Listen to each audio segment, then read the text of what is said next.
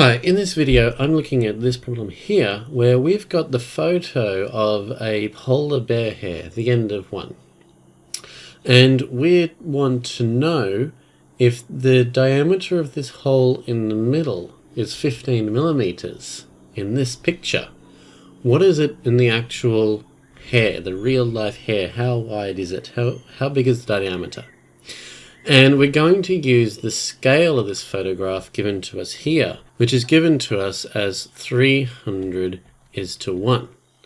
And the way scales work is that we have our image is to our real life. So our image is 300 times bigger than real life.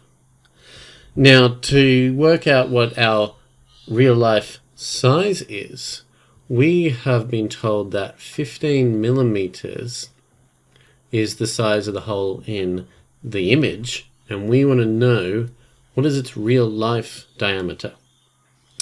So to do this, we need to know what do we multiply 300 by so that we get to 1. And so that way we can multiply the 15 by the same thing. Now, to do this, I'm going to actually think backwards. What's 1 divided by 300? Well, if we do that as a fraction, that gives us the fraction 1 on 300.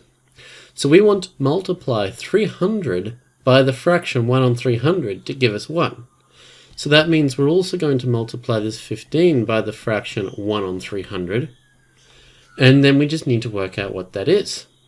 So chucking that into a calculator, we get 0.05 millimeters. So that's our answer. The hole is 0.05 millimeters in diameter on the actual hair. And that's it.